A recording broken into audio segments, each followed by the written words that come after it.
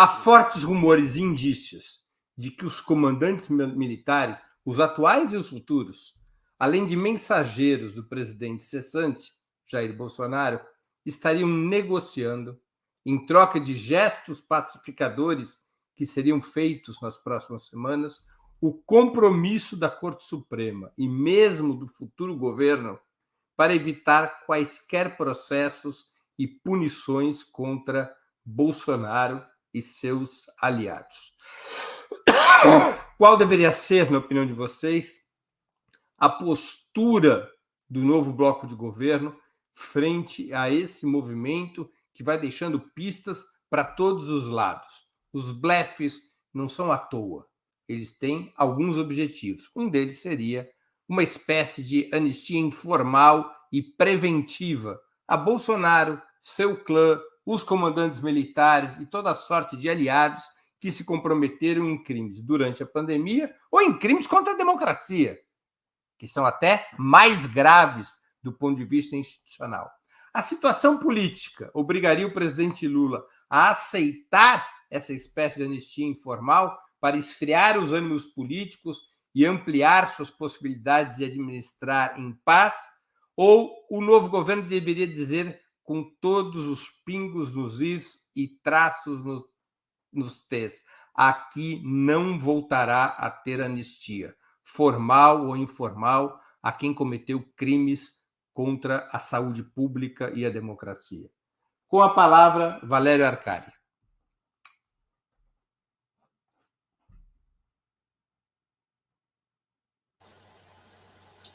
Bom, Breno, eu estou entre aqueles que pensam que negociações são legítimas e, portanto, o governo Lula deve procurar fazer negociações, mas há limites.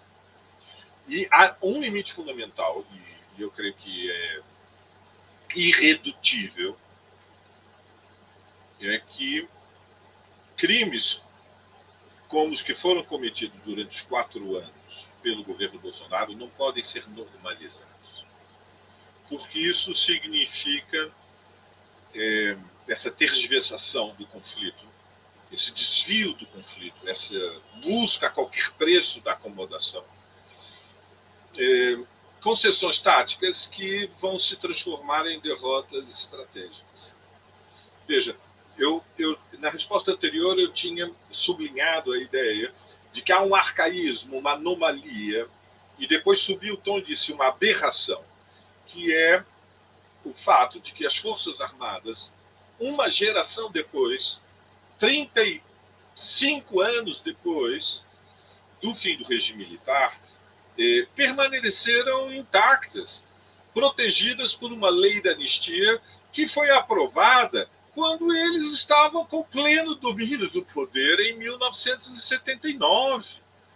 E, evidentemente, a revisão da lei da anistia foi contornada e evitada para evitar o conflito. Mas agora nós tivemos o drama catastrófico do governo Bolsonaro.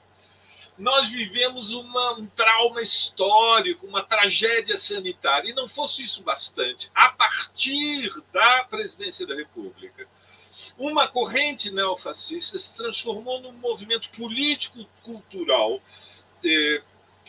de ataque ao regime democrático, ou seja, o presidente da República, no exercício do poder, convocou mobilizações de massas nas quais ameaçou o Supremo Tribunal Federal, xingou os ministros dos tribunais superiores, ameaçou a suspensão das liberdades democráticas, a prisão dos líderes populares. Portanto, nós tivemos um circo neofascista durante os últimos 4 anos. E, finalmente, em condições extraordinárias, tivemos uma vitória política gigante. Não se trata de revanchismo. Evidentemente, nós todos somos conscientes que o Lula venceu com um programa limitado de reformas, mas que representam muito para a imensa maioria do nosso povo, um programa de erradicação da miséria extrema, um programa de revitalização, reconstrução do SUS, um programa de impulso à educação pública, um programa de proteção da Amazônia. Tudo isso tem um enorme valor, mas não vai ser possível aplicar este programa se nós aceitarmos que o nosso limite é a relação política de forças dentro do Congresso Nacional. O Congresso Nacional não é uma expressão da relação social de forças, é uma deformação do sistema de representação que garantiu que o PL seja a maior bancada dentro do Congresso Nacional. E, portanto, a pressão das Forças Armadas para uma anistia incondicional do Bolsonaro e dos bolsonaristas é ilegítima, é ilegal, é inaceitável.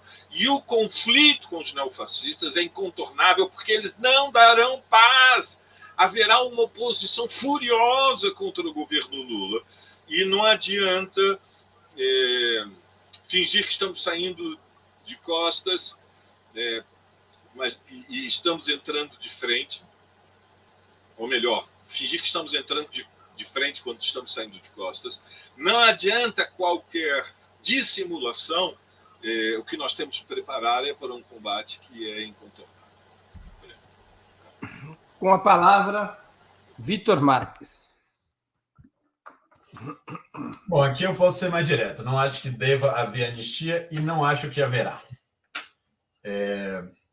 Aliás, até me parece um assunto meio estranho quando fiquei sabendo do título do programa. Falei, mas como assim? Né? Que coisa estapafúrdia? Que tipo de anistia?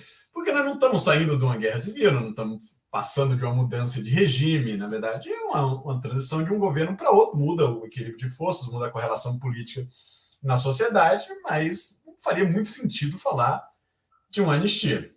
Né? E até do ponto de vista jurídico, teria pouco sentido.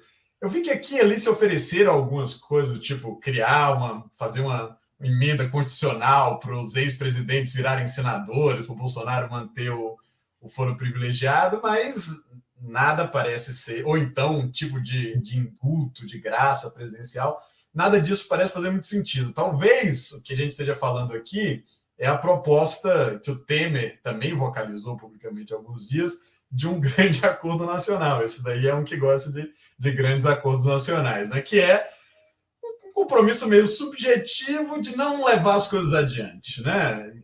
A anistia é informal no sentido que você está falando, Breno. Mas não parece que é a orientação do próprio novo governo que está prestes a assumir. Acho que, nesse sentido, a indicação do Flávio Dino, que eu saudei como assim, muito salutar, digamos assim, né? Um bom indicativo do governo, mas mostra também uma orientação de seriedade, de firmeza. E o Flávio Dino, esses dias, até peguei essa citação para repetir aqui, né, palavra por palavra, foi muito claro, muito preciso, dizendo, já que esses crimes não estão prescritos, não há no mundo cósmico, nem no mundo jurídico, uma espécie de anistia mágica no dia do Réveillon. Isso não existe. Acho que está claramente indicado que a ideia é a atuação normal das instâncias responsáveis pela investigação e pelo processo. Tem um processo já contra o Jair Bolsonaro no STF, tem um no TSE também, ele não é condenado nem é réu, mas essa é uma questão, como o Edinho também falou, uma questão da Polícia Federal, do Ministério Público, do Supremo Tribunal Federal. Não acho que deva haver nenhum esforço político para blindar o Bolsonaro. Também não acho que nós devemos ter nenhum tipo de pressa política para isso. Eu acho que é o funcionamento normal das instituições que vai identificar os crimes e puni-los na palavra da lei. Maria Carlotto com a palavra.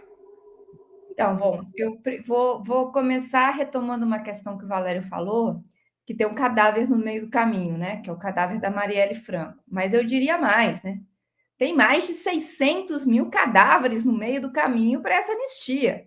A sociedade brasileira, não, assim, dificilmente vai aceitar qualquer tipo de acordo nesse sentido. Então, eu acho que, primeiro, tem uma situação complexa aí para operacionalizar essa anistia. Bom, isso é o primeiro.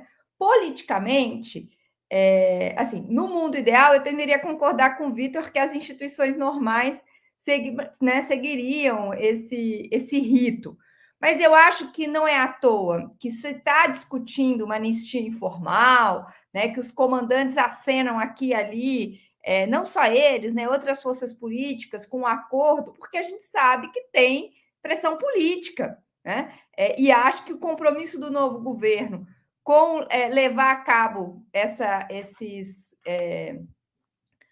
fazer funcionar essas instituições, para dizer assim, eu acho que isso é bastante importante para o desfecho, né, desses processos. Eu acho que tem uma questão que, se as instituições funcionassem perfeitamente por si só, a gente estaria em outro lugar que não exatamente esse, com o bolsonarismo, com essa força toda.